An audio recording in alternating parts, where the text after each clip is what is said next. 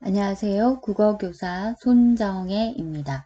등교 수업과 온라인 수업이 혼재되어 있어서 여러분들과 가까워질 기회가 많이 없었네요.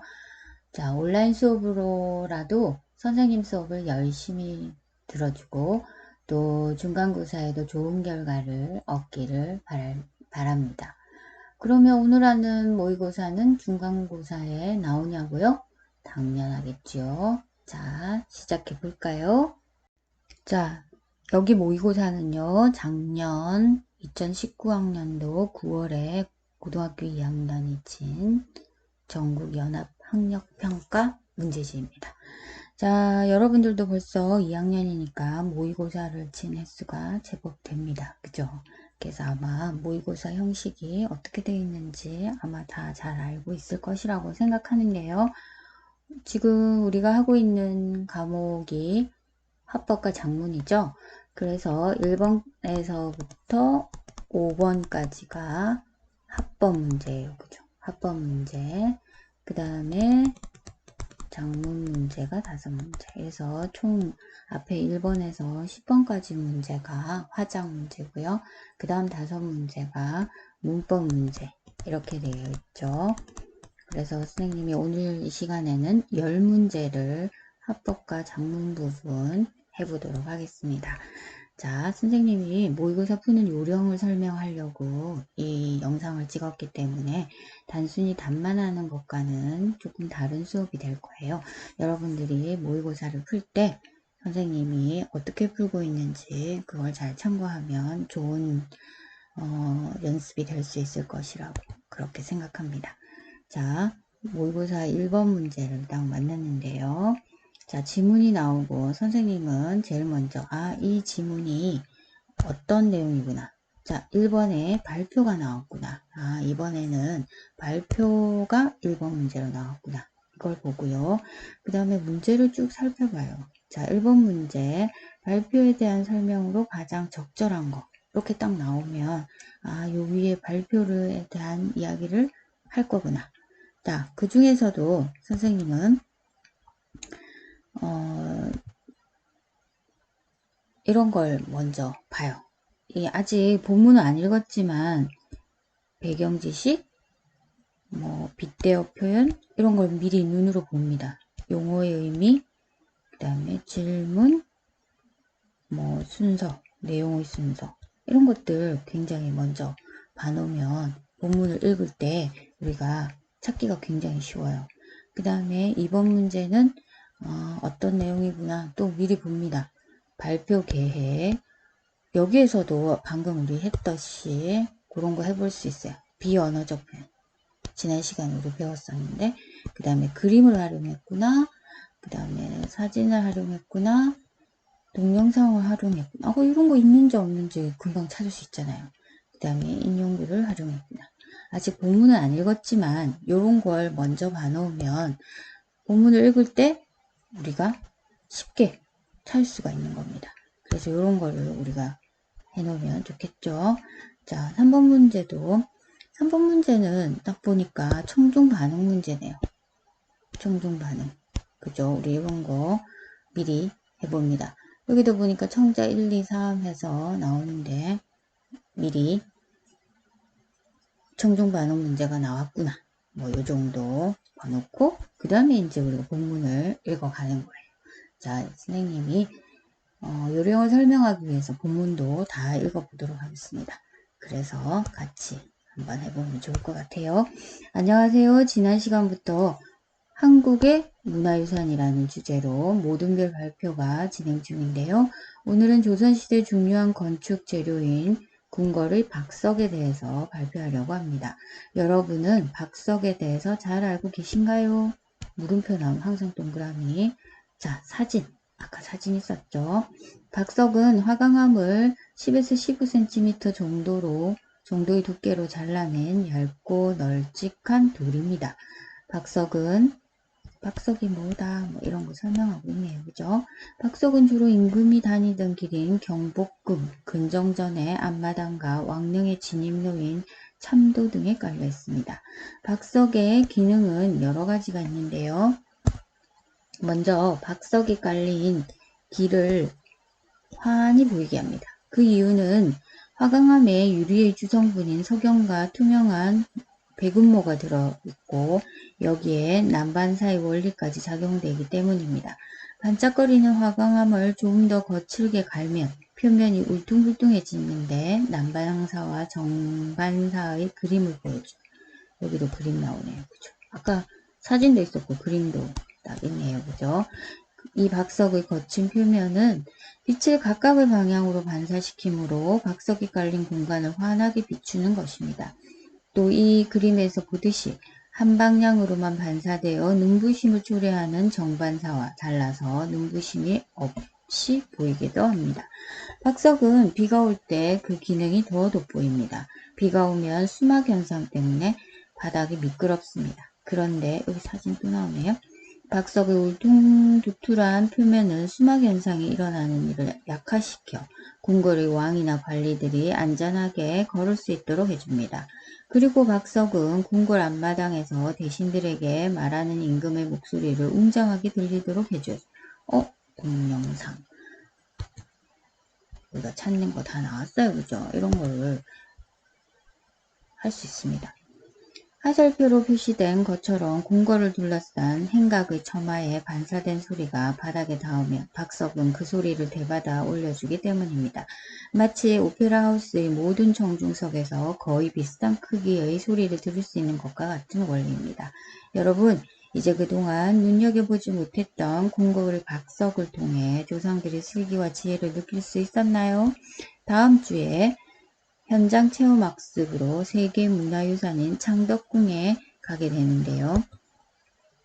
이때 아는 만큼 보인다, 아는 만큼 보인다 라는 말이 박석에 대해 새롭게 느껴보시기 바랍니다. 이상으로 발표를 마치겠습니다.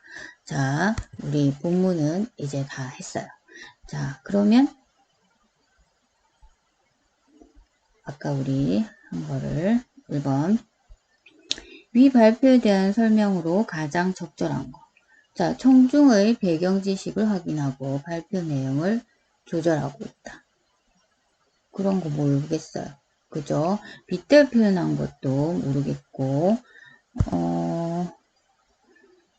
용어의 의미를 설명한 거, 이런 거는 있었죠. 발표와 의미. 이런 식으로 미리 순서를 정해놓고 하면 훨씬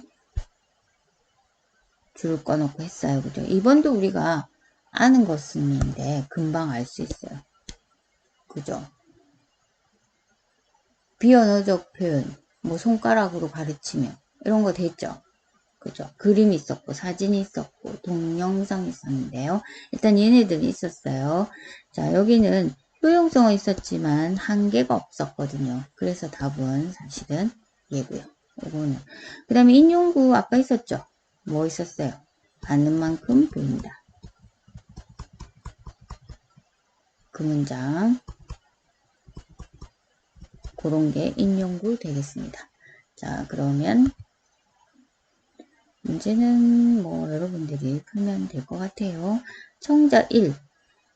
나도 비 오는 날 미끄러워서 걷기 힘들었는데 그게 수막 현상 때문이었구나. 비가 오면 수막 현상이 생긴다고 했는데 그 이유는 뭘까? 수막 현상을 자세히 설명해 주지 않아서 안 써. 그러면 요걸 읽고 바로 여기가 1에서 확인합니다.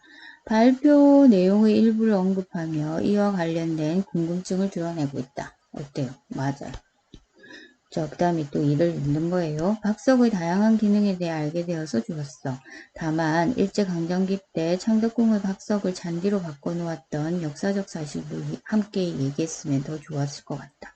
그러면 또 청자 2는 바로 가서 실시간으로 배경 지식을 활용하여 발표에 추가되었으면 하는 내용을 제시한다. 이것도 괜찮네요.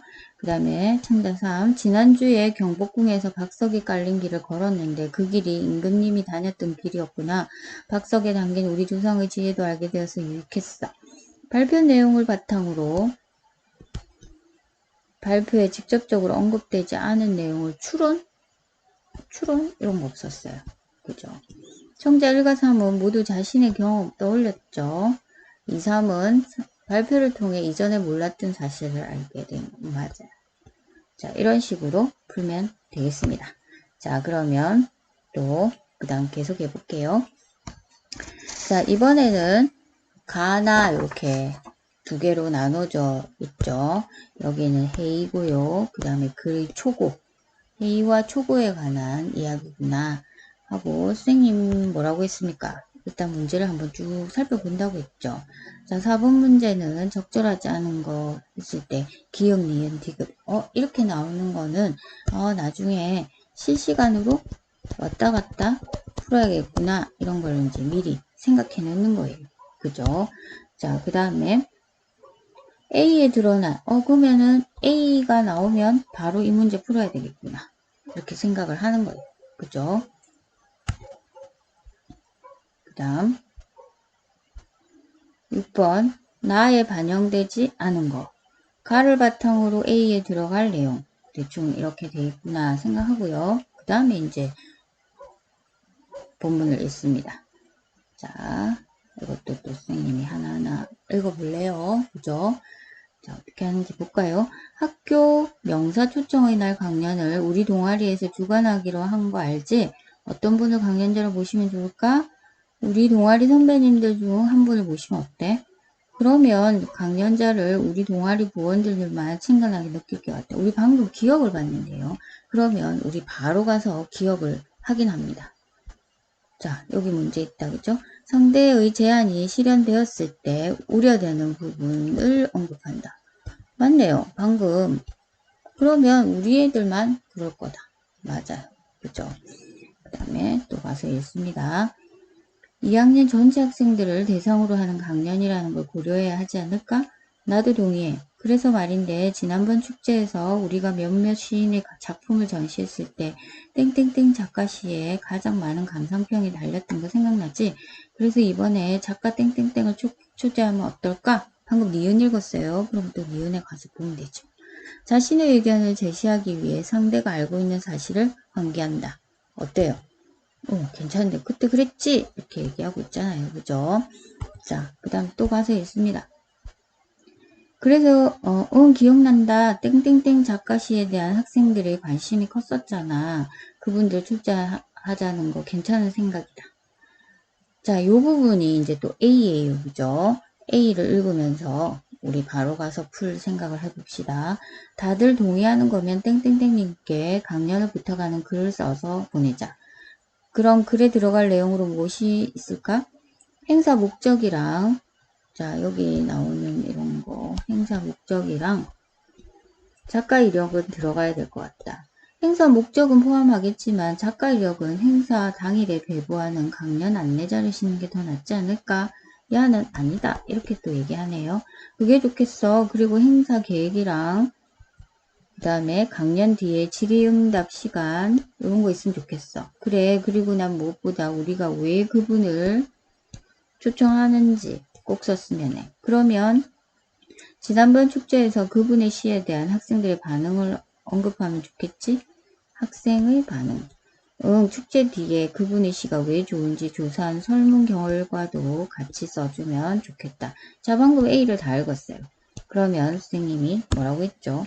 A 딸린 문제 이거 바로 풀어야 되겠어요. 그죠? 그렇게 해서 방금 읽은 거를 다 추론하면 바로 알 수 있는 거죠. 답은 5번인데요. 5번에 보면은 상대방과 생각이 다른 부분을 언급한다고 했는데 그 행사 목적은 인정했죠. 맞아. 그런데 작가 이력은 안 된다 했어요. 필요 없겠다. 이렇게. 그래서 답은 5번이고요. 아까 읽던 거 또 계속 가서 읽어야 되겠죠. 왔다 갔다 하니까 정신없죠. 선생님이 일부러 실시간으로 이렇게 푸는 연습을 해보자고 하는 겁니다. 그리고 땡땡땡님이 강연에 응해 주신다면 감사의 의무로 그분의 시를 낭송하는 시간을 가졌으면 해. 그거 참 좋다. 그럼 내가 지난번 문학평론집에서 본 그분의 시가 있는데 땡땡 어떨까? 난 그거보다 우리 학교 문학교과서에 실린 시 땡땡땡이 더 좋다고 생각해. 이 시가 땡땡보다 학생들에게 친숙한 시라고 생각하거든. 디귿 읽었어요. 그러면 상대의 의견을 받아주지 않고 다른 제안을 하게 된 이유를 제시한다. 오, 좋네. 그죠?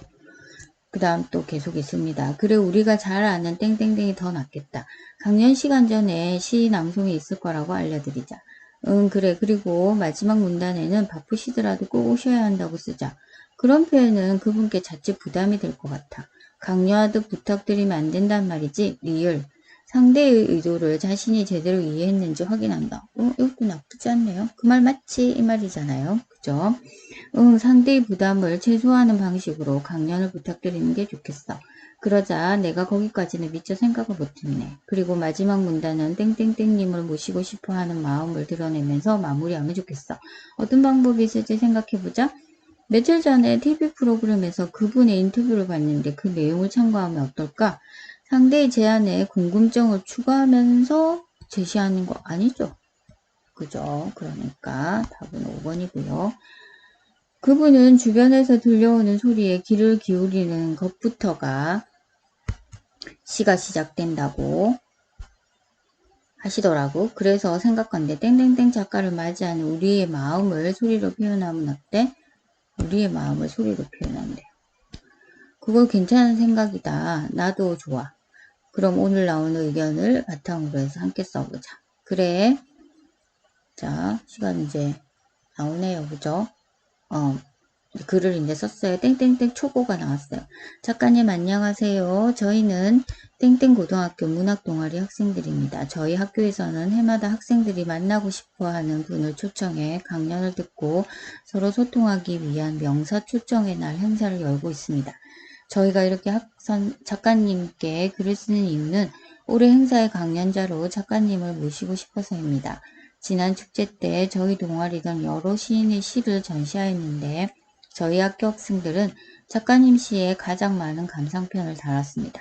축제가 끝나고 작가님의 시가 왜 좋은지 설문조사를 실시하였는데 일상의 소재에서 새로운 의미를 발견하는 것이 인상적이었다는 의견이 많았습니다. 이렇듯 작가님 시에 대한 관심이 큰 만큼 작가님을 모시고 뜻깊은 시간을 보내고 싶습니다.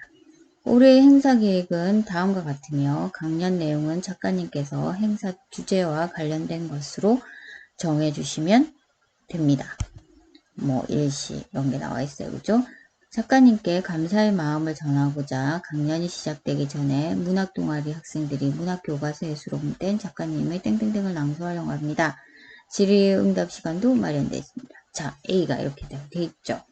6번 문제 풀면 된다. 그죠? 반영되지 않은 거 답은 5번이고요. 여기에 학생들이 지닌 질의응답 시간에 대해 학생들이 지닌 기대감 이런 내용은 없었습니다. 자, 그 다음 문제 7번 가를 바탕으로 A에 들어갈래요. 자, 아까 우리가 살펴본 내용에 보면은요. 일단 첫 번째는 상대의 부담을 최소 그런 내용이 있었고요. 그 다음에 또 하나는 뭐냐면 우리의 마음을 뭘로 나타내?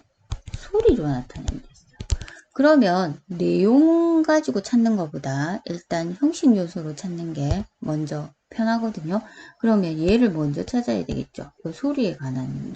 그럼 소리가 있는지, 소리로 표현된 거 있는지 없는지부터 볼까요? 여기에는 노랫소리 있고요.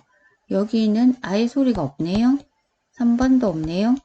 그 다음에 얘는 풀벌레 소리. 그 다음에 얘는 종소리.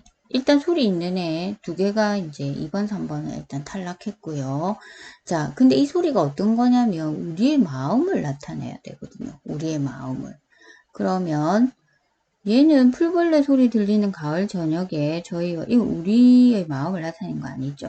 점심시간에 알리는 종소리처럼 작가님의 시가 우리에게 기쁨을 준다는 것을 알고 계신가요?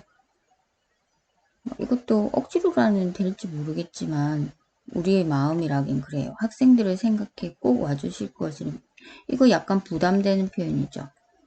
그죠?